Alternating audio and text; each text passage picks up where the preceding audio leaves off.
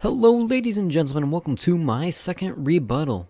This time I will be doing it on How Has Donald Trump's First Year Affected Women by Sabrina Siddiqui, or however you pronounce that. Now this one catch my attention right off the bat because at the top you can see there, a year since women marched across the world in protest of Trump, many view his presidency as the worst we've ever seen for women. Now right off the bat we're getting a pretty bold claim, so I figured I would be in for quite a ride. Hopefully I can tone it down to like maybe 20 or 30, but I don't know. But without further ado, let's get started. On the day after Donald Trump was sworn in as the 45th President of the United States last January, millions of women took to the streets in pink-knitted pussy hats in protests that marked the birth of the so-called resistance to the incoming administration. I never understood why they called those hats pussy hats, but I guess you call your hat whatever you want, right? And the quote-unquote resistance is only a bunch of marches going on. I'm sure you've seen them, although they make it look like some kind of opening dialogue to a Star Wars movie.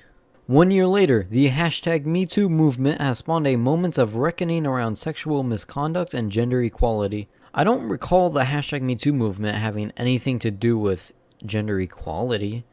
The entire movement was about sexual harassment. It had nothing to do with gender equality. I don't know what she's talking about. The unprecedented dialogue has brought down powerful men from entertainment, media, and politics, while signaling the beginning of a transformational period for women in the workplace that has been decades in the making.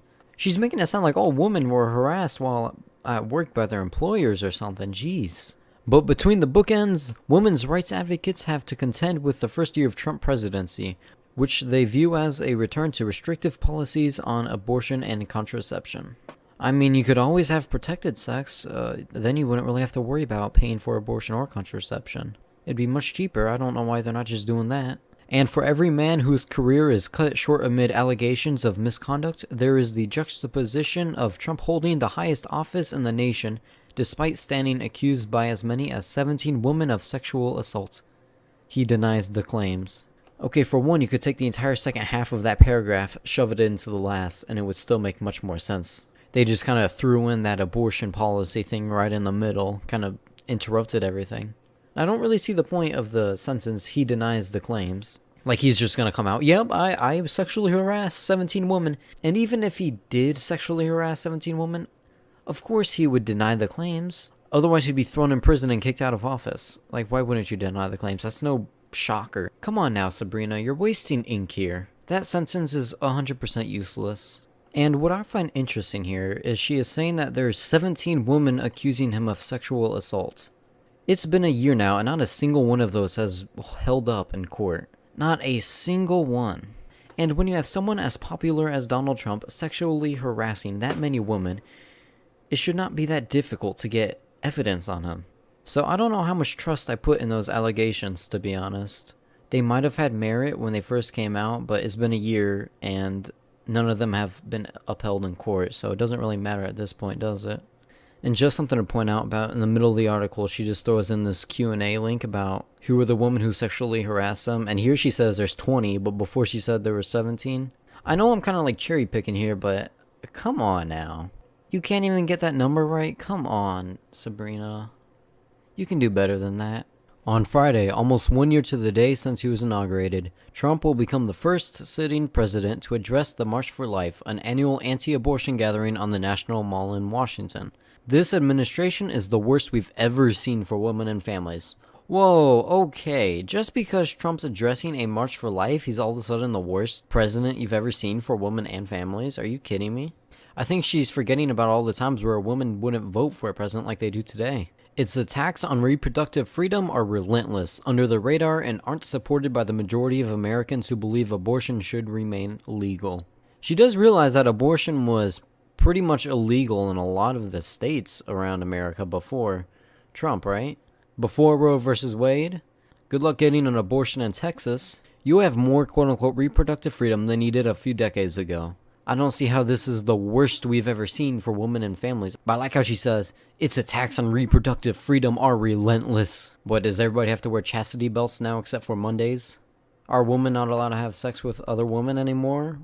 I don't see what her point here is. How is this an attack on reproductive freedom? All he did was address a March for Life. That's all he did. He has done basically nothing when it comes to abortion. If you recall, she also said that a majority of Americans are pro-abortion. But as you can see here, that's really not the case. It's a split issue. There's not really a majority standing on either side. It's really a 50-50 type deal. These are just some polls I found after going on Google Images and looking up polls on abortion. I even included one with Vox, a well-known left-leaning news source, and even they found that a majority of Americans weren't pro-choice. Much of Trump's first year in office has been dedicated to undoing the work of his predecessor, from rescinding the requirements in Barack Obama's healthcare law that employers provide contraception coverage. Employers shouldn't be forced to pay for your sex. They should not be forced to pay for contraception, especially when condoms are not only cheaper, but much more effective.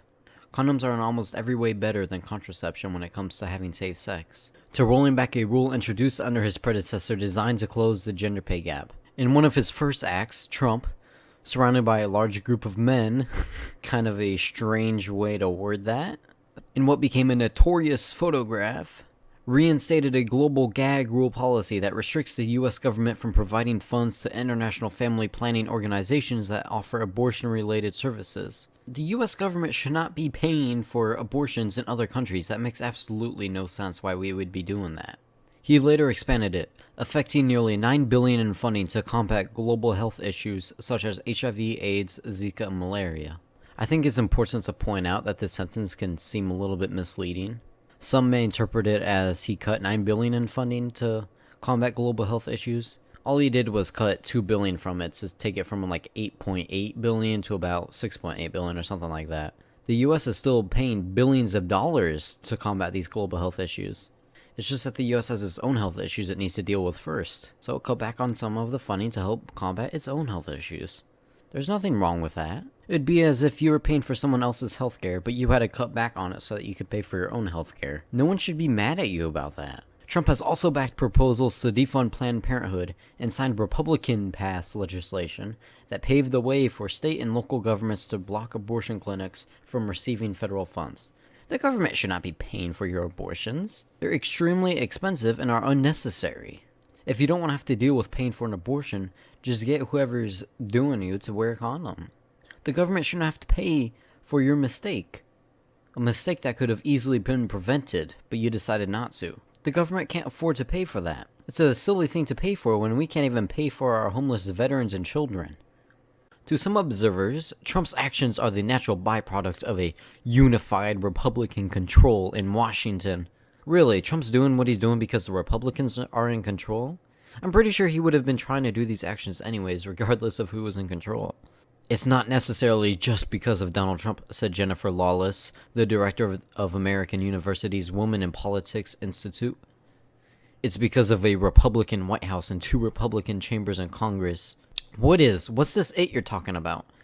The only thing you've talked about in this article is abortion, some defunding, more abortion, abortion again, and that's about it. Indeed, Republicans have led efforts, albeit to mixed success, to dismantle the Affordable Care Act, Obama's signature healthcare reform. Oh yeah, that was an amazing healthcare reform. Really helped the healthcare in the country, didn't it? They have also sought to advance legislation to curtail abortion rights with the president's blessing. Oh my god, can you stop with the abortion? That's all you've talked about this entire article. The House of Representatives approved a 20-week abortion ban in October, although the Senate does not appear to have the votes to send the bill to the president's desk. So this is what they're complaining about, that they almost passed an abortion ban at 20 weeks. 20 weeks is in the second trimester, as you can see there. And at that point, they already have everything, basically. They already have their central nervous system, their heart, their upper limbs, their eyes, their lower limbs, their teeth, their lip and palate, their external genitalia, and their ears. They have all of that. They're almost done with the second trimester and almost into the third trimester at 20 weeks. See, most people are arguing to make abortion legal up to, in the first trimester. This is well into the second trimester they're complaining about. There are also subtle yet substantive ways in which the Trump administration has sought to redefine how women's reproductive issues are considered in government policy. It was reported in December that the Centers for Disease Control and Prevention was banned from using the word fetus, among other terms such as transgender and science-based, in its 2018 budget documents. No, they were not banned from using those words. That is completely false. No, what happened was they were suggested to not use those words in his budget proposals for 2018 to help get it passed through Congress. It was not banned. They could have used it if they wanted to. You can't just ban a word. All that happened is they were suggested to not use that. That's it. That's all that happened. Analysts suggested other parts of the Department of Health and Human Services might also be subject to the ban. Not a ban again. She's lying here. It's not a ban. Which could undermine the development of materials examining the efforts of the Zika virus on a developing fetus. So what they're saying here is banning more. So what they're saying here is quote unquote banning words, or what really happens, suggesting not to use words in order to get your budget passed easier, could undermine the development of research on the effects of the Zika virus? What? How does that make any sense at all? Pro-choice advocates saw a draft strategic plan released by the HHS in September as notable in part for its conspicuously coded language. The proposed plan, which would encompass 2018 to 2022, contained several references to life beginning at conception and to the unborn. The phrasing marked a departure from previous administrations, which proponents of women's reproductive rights believe Trump's HHS with a license to discriminate. Well, they're not technically wrong when they say life begins at conception. That's technically true. And of course, the phrasing marked a departure from the previous administration. The previous administration was a Democratic one. This is a Republican one, so you gotta change the words to fit their narrative rather than a Democratic narrative. And that way you can get your budget passed easier. This has nothing to do with a license to discriminate, quote unquote. The most influential cultural shift in women's reproductive rights could arguably be in the work of the federal courts, where judicial vacancies are poised to be filled by Trump nominees who overwhelmingly consist of white males. Oh, that's not sexist or racist at all. How dare he nominates white males? He shouldn't be nominating people who are white or male. How is that not sexist or racist at all? Trump inherited nearly double the number of court vacancies of his predecessor, in part because Republicans successfully blocked Obama from filling many of those seats. Among Trump's picks for federal courts are a nominee who likened the personhood for fetuses to the rights of Native and African Americans, and another who questioned the legality of abortion. So the problems with these nominees are one of the nominees thought that fetuses had rights, and another questioned the legality of abortion. Isn't that their job? To determine whether something's legal or not? Isn't that their job? What is wrong with that? They're doing their job. At the highest level, the confirmation of Neil Gorsuch to the Supreme Court prompted fears among advocates over the future of Roe v. Wade, the landmark 1973 Supreme Court ruling that legalized abortion in the U.S. Okay, again, his job is to look into these cases and make sure they are legal. What's the problem with that? In replacing the late Justice Scalia, Gorsuch restored the conservative tilt to the Supreme Court after Republicans denied Obama a vote on Merrick Garland, the nominee of his choice. Should Trump oversee another vacancy, a long-running campaign to restrict abortion rights could find affirmation in the nation's highest court. I swear to you, this entire article is probably about abortion, isn't it? That's all I've heard this entire article. Abortion, abortion, abortion. Gorsuch reluctantly declared Roe v. Wade the law of the land after relentless questioning by Democrats at his confirmation hearing. Okay, what's the problem here? You just confirmed that Gorsuch probably isn't going to be a problem for you. What is the problem? What on earth? But he also argued it was a precedent and has sided with conservatives on the issue of religious freedom in the broader context of women's reproductive rights. Religious freedom and women's reproductive rights have absolutely nothing to do with each other. Religious freedom is getting the ability to believe in what you believe in. That's not going to hurt reproductive rights at all. Rights and beliefs have nothing to do with each other.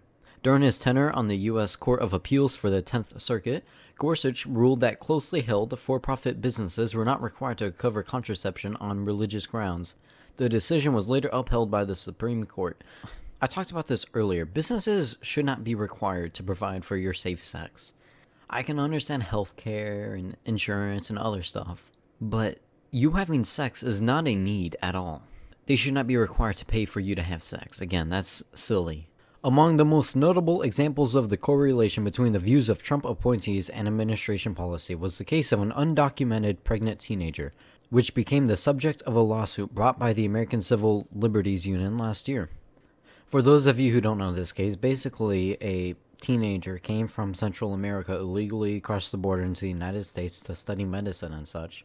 And she decided one day she wanted to get an abortion for this baby she had at 22 weeks old at the time. And then she said she was raped in her home country, and so she wanted to get an abortion to stop from having that baby.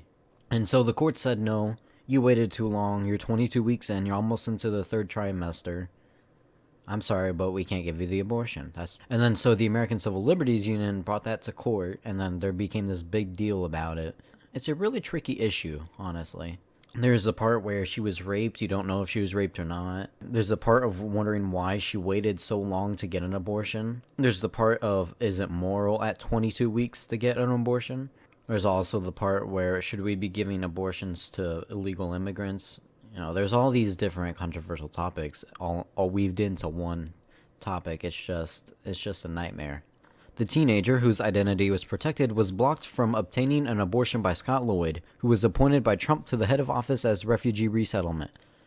Although the courts ultimately sided with the teenager, previous articles penned by Lloyd revealed a record of controversial views on abortion and contraception, including his belief that women who receive federally funded birth control should be forced to sign a pledge that they will not have an abortion. Yeah, he had this belief that he wanted women who received free birth control from the government to sign a pledge that they wouldn't have an abortion. Now, I don't really see what the problem with that is. If the women are on birth control anyways, they really shouldn't be getting pregnant, right? But Lawless said, while Trump's record might leave advocates dismayed, if not unsurprised, the rallying cry behind #MeToo has brought rare consensus around the issue of sexual harassment. Although Republicans have thus far ignored the allegations against Trump, bipartisan legislation has emerged in Congress to overhaul how sexual misconduct claims are handled on Capitol Hill. There's no question the behavior is being condemned right now, Lawless said. The Women's March did a lot to catalyze activists and generate a sense of momentum. Coupled with social media, it provides this fertile ground for the Me Too movement to emerge and ultimately sustain itself. Groups such as Emily's List, which work to elect pro-choice Democratic women to public office, have cited a boom in female candidates for office in the Trump era. In the years since Trump has been inaugurated, women have responded by marching, organizing, building movements, voting, and running for office, said Christina Reynolds, a spokeswoman for Emily's List. They've pushed back against a White House and Republican Congress driving an agenda that hurts families and their communities, and come November, those women will replace them in office. Apparently, the Republican Congress is hurting families in their communities. I don't really know how. Unemployment rate is low, incomes are going higher, stock market's at an all-time high, and it's been booming ever since Trump got in office. I don't really see how this is hurting families in their communities. I mean, you can argue that maybe Trump hasn't been doing a good job, but he's not hurting families and communities, he's helping them. But whatever, that was the end of the article. She just wraps it up with quoting some radical woman. I didn't realize that the entire article was going to be about abortion. I don't really do a full, thorough read of these before I do a rebuttal on them. I usually just find an article and kind of skim through, see what it's about, and yeah, I would do a rebuttal on that. Gives me more of like a challenge and less of what to expect, you know? But I think I might have to start reading these all the way through and looking at specific details because I did not realize this entire article was going to be on abortion. Whatever, I'm glad the article's done with. It was poorly written, it was only about abortion, and it had a lot of lies in it. And half the arguments didn't even make sense, to be honest. But whatever, I hope you guys enjoyed. Hopefully this one wasn't nearly as long as the last one. Maybe not as boring. I'm trying to work on that, because these do seem to be quite boring. But I'm trying to work on that. But anyways, I hope you guys enjoyed. Leave a like if you liked it, which I doubt you did. So I'm expecting some dislikes. Leave a like. Tell me how to become better at this and get better at this, or leave criticism, whichever you want, or leave your views, comment on anything you want. I'll take a look at it, I'll read it, I will. And subscribe if you want to see more videos like this. But anyways, ladies and gentlemen, that's all I got. So I will see you guys next time.